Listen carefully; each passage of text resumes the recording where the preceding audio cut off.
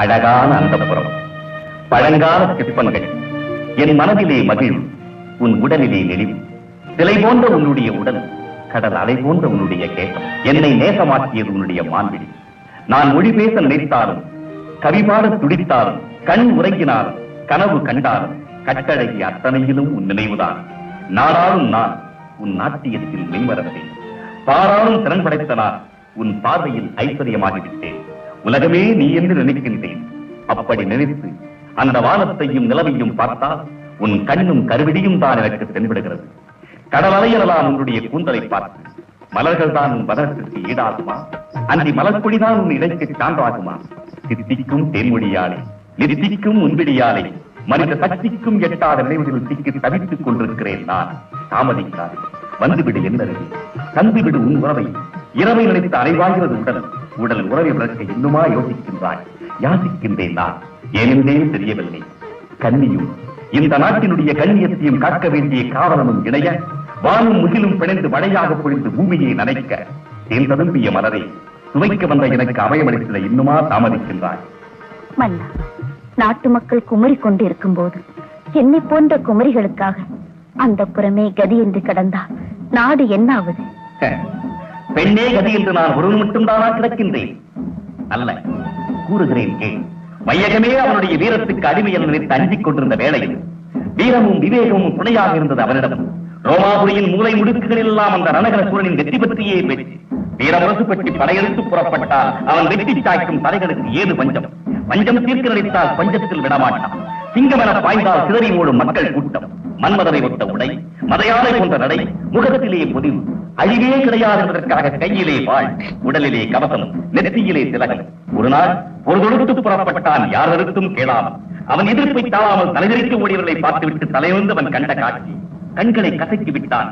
அவன் கண்ட காட்சிதான் என்னவென்று சொன்ன. தளர்ந்தது கை, வளர்ந்தது ஆசை, செவிகளிலே படவில்லை போர் முரசின் ஓசை.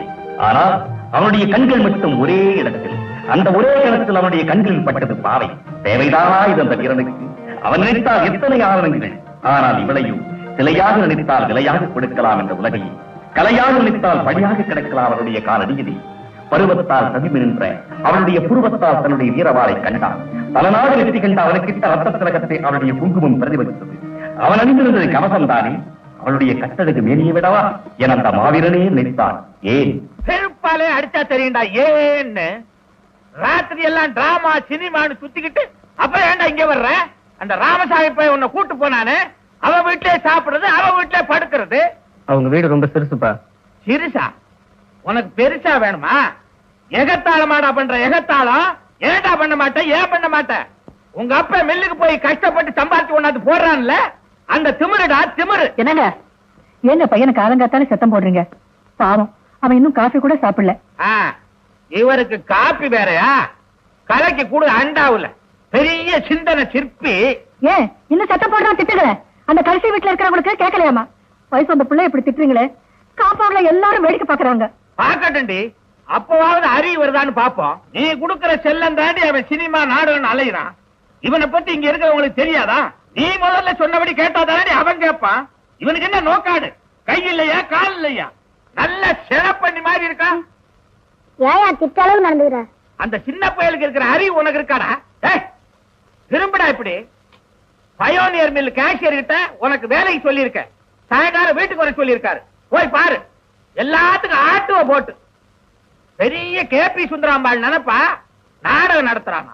அவங்க பாடுறவங்கப்பா. எனக்கு தெரியும். போட உள்ள. இவன் நாடகம் போட்டு எவன் பாப்பான்? நானே பார்க்க மாட்டேன். நாடகத்தோட தலை எழுத்து. மீனாட்சி, இந்த மில்லு வரைக்கும் போயிட்டு வர்றேன். எவ்வளவு நேரமா அடிச்சுக்கிட்டே இருக்கிறது? தொட்டி நிறைஞ்சுடா இல்லையா? கையெல்லாம் வலிக்குது. இன்னும் 2 குடந்தாண்டா. அட்ரா. பார்த்து பத்திரமா கொண்டு போப்பா. இந்த 4வது வீட்டுல வை. என்னது? எதிர்த்த வீடு காலியா இருக்குல்ல, குடி வராங்க. யாரோ மிலிட்டரி ஆபீசரா. இந்த வீட்டு கூட குடி வராங்களா? வணக்கங்க. அடடே, வீட்டுக்காரா வணக்கம். எங்க உங்க பொண்ணு இல்லையா? இன்னைக்கு 9:10 ராவுகாலம் இல்லையா? ஆபீஸ்.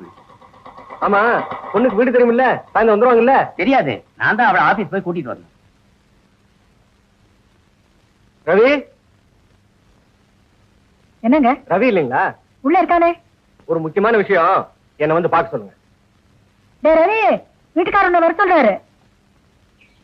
என்னங்க கூப்பிட்டீங்களாமே? ஆமா. உனக்கு இந்த முனிசிபல் ஆபீஸ் எங்க இருக்குன்னு தெரியுமா? தெரியும். அங்க இந்த கரண்ட் பில் கட்டுற இடம் தெரியுங்க. எப்படி என் ஜட்ஜ்மெண்ட்? நீ என்ன பண்ற, இங்க இருந்து நேரா முனிசிபல் ஆபீஸ் போற. ஏன் வளைஞ்சு வளைஞ்சு போனா ஒத்துக்க மாட்டீங்களா? நீ எப்படி வேணாலும் போ, ஆனா முனிசிபல் ஆபீஸ் போற, இந்த கரண்ட் பில்ல கட்டுற.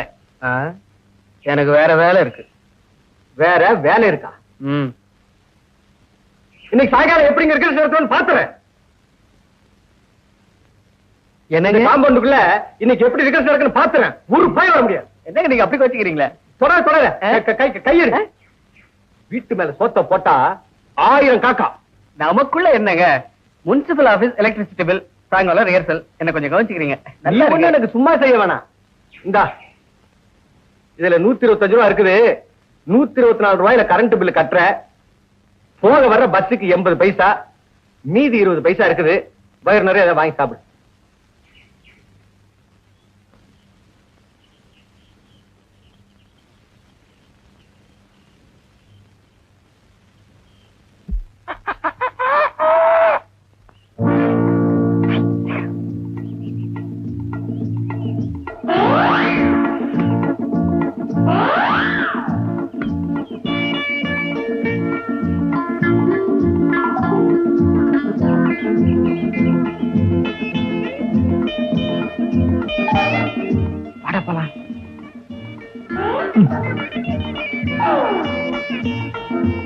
என்னடா இன்னைக்கு இவ்வளவு சீக்கிரம் வந்துட்டேன்? வீட்டுக்காரன் கரண்ட் பில் கட்டிட்டு வர சொல்லிட்டான். அதான். உங்க வீட்டுக்காரனாவது கரண்ட் பில் கட்ட சொல்றான், எங்க வீட்டுக்காரன் என்ன பாத்ரூமே கிளீன் பண்ண சொல்றான்டா. என்னடா பண்றது? அட்லீஸ்ட் ரேசல் நடத்துறதுக்காகவாது வீட்டுக்காரன் அட்ஜஸ்ட் பண்ண வேண்டியதா இருக்கே. போயிட்டு வந்துடலாம். அப்புறம் என்னாச்சுடி? அப்புறம் என்ன, 6 மணிக்கு ஆத்துக்கு வான்னு அவ சொல்லியிருக்கா. இவனும் 6 மணிக்கெல்லாம் ஆத்தங்கரையில போய் உட்கார்ந்துகிட்டு இருந்தான். 7:30 மணி வரைக்கும் இருந்துட்டு அவ வராததுனால வீட்டுக்கு போனா அவ அங்க உட்கார்ந்து இருந்தா. இவன் போய் அவளை கண்ணாபின்னான்னு சத்தம் போட்டிருக்கான். ஏன்னா அவனுக்கு தெரியாது ஐயர் பாஷையில ஆத்துக்கு வானா வீட்டுக்கு வாங்குறது. நேத்தியே நீ ஆரஸ்புரத்துக்கு வரலையா? நான் தான் வந்தேனே. ஏண்டி போய் சொல்ற?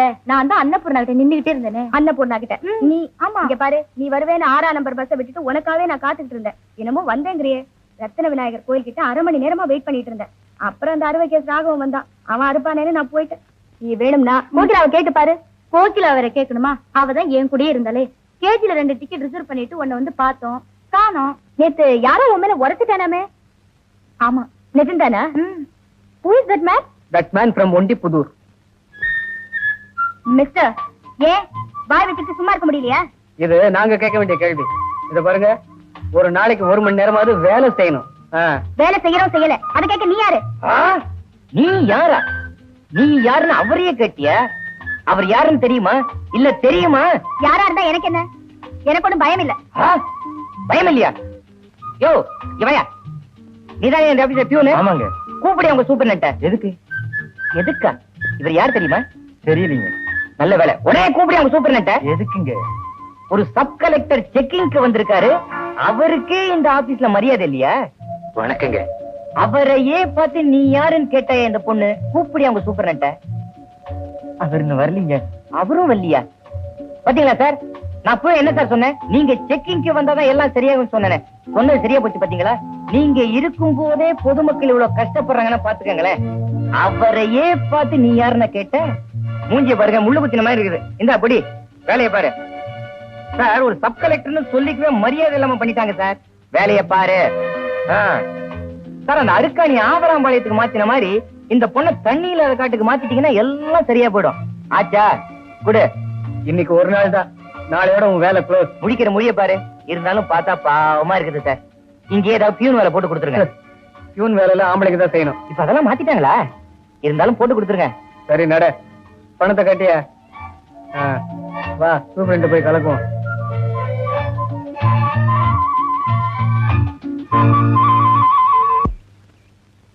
குறுக்கு தெரு வழியா கிறுக்கு பையன் ஓடி வராம. என்னடாச்சு? நீ மட்டும் தான் உங்க அப்பா குறிச்சு பணம் எடுத்து வர்றியா? நான் இன்னைக்கு எங்க அம்மா எங்க அம்மா எடுத்து பணத்தை புடிட்டு வந்துட்டேன்டா. அப்பாடா, ரிகர்சல் நடத்த பணம் கிடைச்சாச்சு. ஆமா, ரிகர்சல் எங்கடா வச்சுக்கிறது? நம்ம வீட்டுலதான். ஐயோ வாங்கடா, அன்னைக்கு உங்க அப்பா என்ன கண்ணப்பன திட்டாரு. டேய் சும்மாரா, எங்க அப்பா மேட்டுப்பாளையம் போயிருக்காரு. இன்னைக்கு ரிஹர்சல் நம்ம வீட்டுல தான் ஜாம் நடக்க போதே. 5 ரூபா. இந்த பாருமா, சொல்லி கொடுத்த டயலாக தூசி ஒழுங்கா கரெக்டா பேசணும், புரியுதா? ஒரு நிமிஷம். இங்க நான் டைரக்டரா நீ டைரக்டரான்னு தெரிஞ்சே ஆகணும். நீதான் ஏன் பொண்ணுங்க ரிஹர்சலுக்கு வந்தா மைனர் செயினை வெளியே எடுத்து போட்டு போசா கொடுக்குறேன். போய் சொல்லி கொடுப்போம். ஆக்டிங் சொல்லி கொடுத்தேன். இத பத்தியா புரியுதா? ரெடி, ஆரம்பிக்கலாம். கரெக்டா சொல்லணும். அங்கிருந்து பா. இதாம்மா நம்ம குடி வந்திருக்கிற காம்பவுண்ட். ஆபீஸ் வேலை நேரத்துல கவனக்குறைவா நடந்துகிட்டது ஏன் தப்புதான். நீங்க சப் கலெக்டரா இருக்கிறதுனால தயவு செஞ்சு என்ன மன்னிச்சு விட்டுட்டீங்கன்னா நான் இந்த வேலையில மறுபடியும் நீடிச்சு இருக்க முடியும். நீங்க சப் கலெக்டரா இருக்கிறதுனால என்ன வேலையில இருந்து தூக்கிடவும் முடியும். நீங்க மன்னிக்கலன்னா என் குடும்பமே நடுத்தருல நிக்க வேண்டியதா வரும். எனக்கு கால் ஊனமான தங்கச்சி ஒண்ணு இருக்கு. அதுக்கு தெலுங்கு பாளையம் வைத்தியசாலையில ட்ரீட்மெண்ட் எடுத்துட்டு இருக்கோம். திடீர்னு இப்படி என்ன வேலையை விட்டு திடீர்னு எடுத்துட்டா எங்க குடும்பமே தற்கொலை செஞ்சுக்கிறத தவிர வேற வழியே தெரியல. அப்பா. என்னம்மா? நான் ஒரு தப்பு பண்ணிட்டேன்ப்பா. அப்பா, நாம இந்த காம்பவுண்ட்குள்ள குடி வருவோம்னு கொஞ்சம் கூட எதிர்பார்க்கல. நீ என்னம்மா சொல்ற? எதிர்த்த வீட்டுல இருக்கிறவர் ஆபீசர்ப்பா. இருந்துட்டு போட்டோம். யோ, சாதாரண ஆபீசர் இல்ல, சப் கலெக்டர். உன்னை என்னை விட அதிகமா படிச்சிருப்பான், சப் கலெக்டர் ஆயிருப்பான். ஐயோ, அது இல்லப்பா. அவர் சப் கலெக்டர்னு தெரியாம காலையில ஆபீஸ்க்கு வந்திருந்தப்போ கண்ணாபின்னான்னு பேசிட்டேன். தண்ணி இல்லாத காட்டுக்கு வேற மாத்திருவேன்னு சொல்லிருக்காரு. என்னம்மா அது பைத்தியக்கார பொண்ணா இருக்க? ஆபீசரா இருந்தாலும் பரவாயில்ல, அதுவும் சப் கலெக்டர். அவர் சப் கலெக்டர்னு எனக்கு தெரியாதுப்பா. எவன்டா சப் கலெக்டர்? ஏடா கொலகார பசங்களா, இது என்ன மன நடத்தியா? நான் வீட்டுல இல்லன்னா அயோக்கிய பையல அன்னைக்கு என்னடா சொன்னேன்? என்ன சொன்னீங்க? ஞாபகம் இல்லையே. இப்ப ஞாபகம் வந்துச்சா? இந்த பக்கம் வந்தா காலை ஒடிச்சிருவேன்னு சொன்னீங்க. இனிமே இந்த வீட்டு பக்கம் வந்தா எல்லாத்தையும் உடைச்சிருவேன்.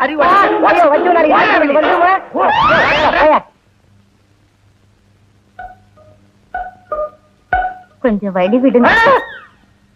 சொன்னா போதாதா, தொடணுமா? வா. வரட்டுமா? என்னது கன்னத்துல எல்லாம் தட்டிட்டு போறா?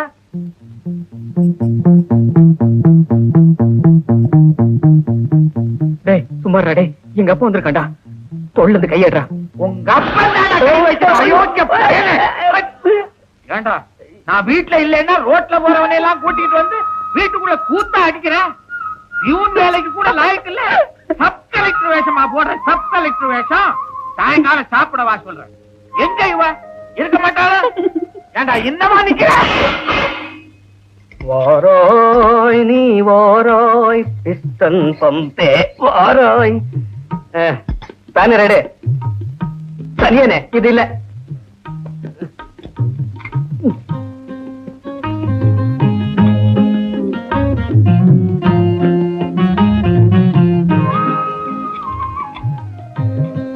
அக்கா, பம்ப் ரிப்பேர், தண்ணி வரல. கிணத்துல எடுத்து மூஞ்ச கழுவு. தண்ணி வரலையா? அது சரி, சப் கலெக்டர் குடியிருக்கிற வீட்டுல எல்லாம் எப்படி தண்ணி வரும்?